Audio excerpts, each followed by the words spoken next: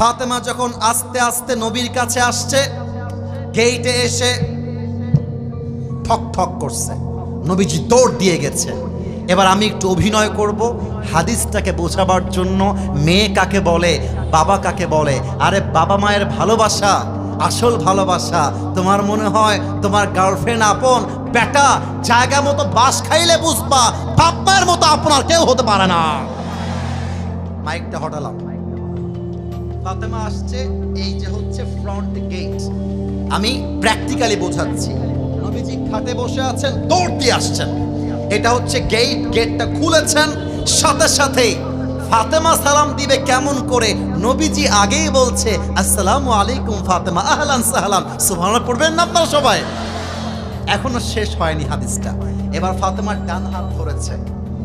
দেখা যাক আপনারা বুঝতে পেরেছেন কিনা। কোন হাত ধরেছে? এভাবে ধরে ভেতরে নিয়ে আসছে। তো স্যার এখানে বসে আছেন, এটা হচ্ছে খাট। নবীজি চাইলে আগে বসতে পারতেন। উফ, আল্লাহু আকবার! নবীর আদর্শ, নবীর ভালোবাসা, আদর, মমতা, স্নেহ কাকে বলে? ফাতেমাকে বসিয়েছেন আগে, এরপর নবীজি তার পাশে বসেছেন। আর ফাতেমার চেহারা দেখেই বুঝে গেছে আমার মা ক্ষুধার্ত হয়ে আমার কাছে এসেছে। আর বলছে আম্মা জান তোমার কি লাগবে আমাকে বলো, তোমার বাপ তো এখানেই বসে আছে, কি লাগবে আমাকে বলো। ফাতেমা বলছে আব্বা জান 3 দিন যাবত না খাওয়া, তিনি সেই কিছু খাবার দেন। কিন্তু নবীজি এই মুহূর্তে ফাতেমাকে ধৈর্যের পরীক্ষা নিচ্ছে।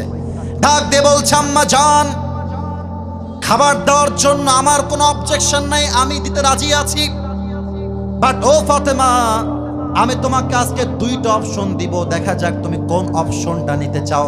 ফাতেমা বলছে আব্বা জান কি অপশন দিবেন বলেন। আল্লাহর রাসূল ডাক দিয়ে বলছেন 1 নাম্বার অপশন হলো আমি তোমাকে 5টা ছাগল দিব। 2 নাম্বার অপশন হলো আমি তোমাকে 5টা শব্দের দোয়া শিখায় দিব।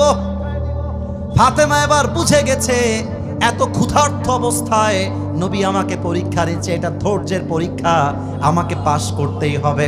এবার ফাতেমা তার ক্ষুধাকে মাটির নিচে দাফন করে ডাক দিয়ে বলছে আব্বা জান ইয়া রাসূলুল্লাহ ইয়া হাবিবাল্লাহ, আমার তো ছাগল পাওয়ার মতো কোনো কিছু নেই, আপনি যদি আমাকে 5 শব্দের দোয়া শিখায় দেন আমি ফাতেমা ধৈর্যের সাথে খুশি মনে হাসি মনে বাসায় ফিরে যাব। সুবহানাল্লাহ পড়েন। এবার আমাকে দেখেন, নবীজি বলছে ফাতেমা আম্মা জান তুমি আমার মুখোমুখি হয়ে বসো, just like we are here, face to face, সামনাসামনি। ফাতেমা বসে গেছে, আব্বাও বসে গেছে। বলছে ফাতেমা আম্মা জান তুমি আমার সাথে পড়ো। এবার আপনারা আমার সাথে পড়বেন। আমরা দোয়াটা শিখতে চাই না? হয়তোবা এখন মুখস্থ হবে না, বাট ইউটিউবে কালকে আপলোড হয়ে যাবে। এখনো শুনবো, আগামীকালও শুনবো। আগেই ফজিলত বলে দেই, ফজিলত এই দোয়া যে অভাবে পড়বে, কষ্টে পড়বে, আল্লাহ তার অভাব এবং কষ্ট সব দূর করে দিবে। সুবহানাল্লাহর আওয়াজটা তো নাটোরের হয় না। আরেকবার একটা সুবহানাল্লাহ পড়বেন, জান্নাতে একটা গাছের মালিক হয়ে যাবেন। এক গাছের মালিক। আরেকবার পড়েন, আরেক গাছের মালিক। আরেকবার পড়েন। আরে খালি পড়বেন সুবহানাল্লাহ, আলহামদুলিল্লাহ, লা ইলাহা ইল্লাল্লাহ, আল্লাহু আকবার। যত বলবেন তত আপনি জান্নাতের প্রাসাদের মালিক হয়ে যাবেন। সুবহানাল্লাহ বলেন সবাই। নাটোরের কাছে কাটার ভাইরা, ইয়া আউয়ালাল আউয়ালিন ইয়া আখিরাল আখিরিন ইয়া দাল কুওয়াতিল মাতিন ইয়া রাহিমাল মাসাকিন। সর্বশেষ শব্দ সবচাইতে সহজ, এটা যেন কেউ বাদ না পড়ে যায়, সবাই মিলে পড়বেন ইয়া আরহামার রাহিমিন। আম্মা জান যাও বাসায় ফিরে যাও, টেনশন নাই, আল্লাহ তোমার সাথে আছে। ফাতেমা চলে আসছে, but Ali was waiting for the food. Ali বসে আছে, খাবার কখন আসবে, আমি খাবো, হাসান খাবে, হুসাইন খাবে, আমার বউ খাবে, অপেক্ষায় আছে গেটের কাছে। দিস ইজ দ্য ডোর, এটা হচ্ছে সেই গেট। তো দেখছে ফাতেমা আসছে, বাট এই হাতও ফাঁকা, এই হাতও ফাঁকা, খাবার দাবার কিছুই নাই। ফাতেমা আইনা তো খাবার কোথায়? তোমার হাত তো খালি ফাতেমা। ফাতেমা বলছে, আলী হাতটা ভালো করে দেখো তো। যাহাবতু লিদ-দুনিয়া ওয়া জিতু বিল আখিরা।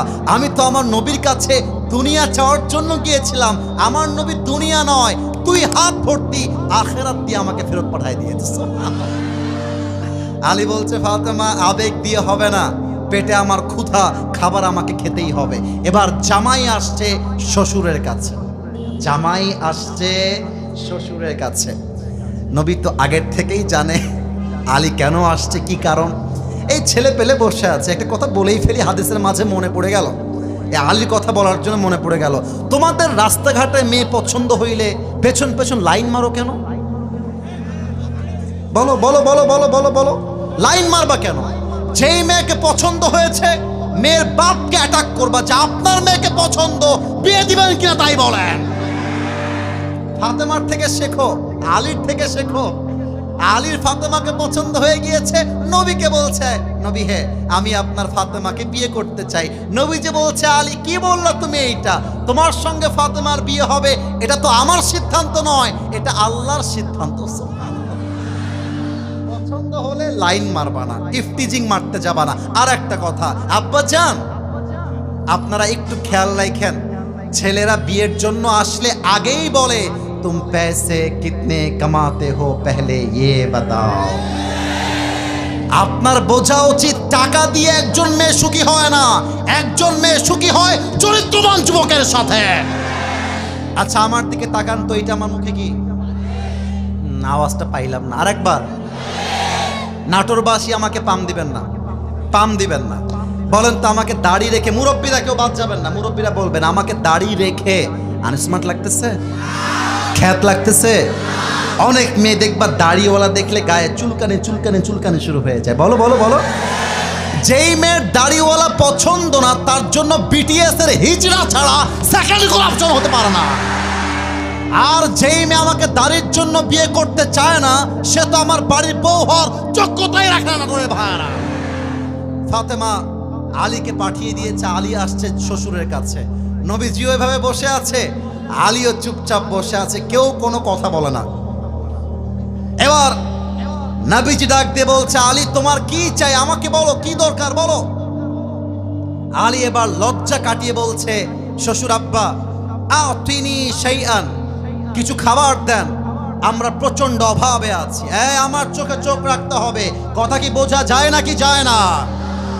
এবার আল্লাহর রাসূল ডাক দিয়ে বলছেন, আলী আমি তোমাকে দুইটা অপশন দিব। নাটোরের ভাইয়েরা কয়টা অপশন? আর একটু জোরে বলেন সবাই, কয়টা? এক নাম্বার অপশন, আমি তোমাকে ৫,০০০ বকরি দিব। আগে ছিল ৫টা, এবার হয়েছে ৫,০০০। আর তোমাকে আমি সেকেন্ড অপশন দিব ৫টা দোয়া। আলী তুমি কি চাও? আলী বুঝে গেছে আমার শ্বশুর আমাকে ধৈর্যের পরীক্ষা নিচ্ছে। আলী বলছে, ইয়া রাসূলুল্লাহ আমার ৫,০০০ বকরির দরকার নাই, আপনি আমাকে ৫ শব্দের দোয়া শিখাই দিবেন, আমি আলী তাতেই খুশি হয়ে যাব। সুবহানাল্লাহ। এবার আলী ৫ শব্দের দোয়া শিখে বাসায় ফিরে আসছে। বাসায় আসার পরে আলী এবং ফাতেমা ধৈর্যের সাথে ৫ শব্দের দোয়া আমল করতে শুরু করেছে। হাদিসে আসছে ধৈর্যের জন্য, আমলের জন্য আল্লাহ তাদের সংসারে এত রিজিক দিয়েছে, তারা ভরপুর খুশিতে আনন্দ হয়ে গিয়েছে। সুবহানাল্লাহ। অতএব যারা নাটোরের বাসিন্দা আছেন, আমার মনে হয় আমরা সবাই মধ্যবিত্ত পরিবারের সন্তান। আমি আমার ওয়াজে বলেছিলাম মধ্যবিত্ত পরিবারের সন্তান মানেই একটা ব্র্যান্ড।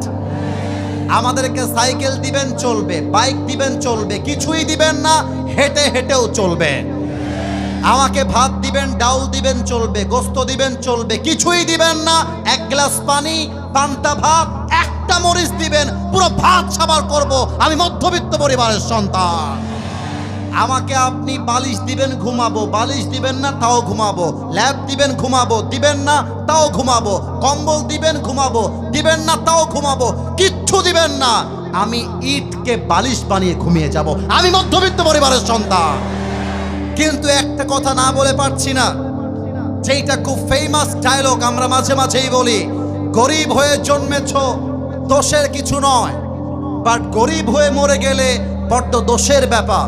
আমার কথা একটা, সামর্থ্য যদি থাকে 1 কোটি নয়, আমরা হালাল ভাবে 1000 কোটি টাকার মালিক হতে চাই, ঠিক না বলো? কিন্তু বিপদে আপদে ধৈর্য ধারণ করতে হবে এক সত্তার উপরে। বলেন সবাই, তিনি কে?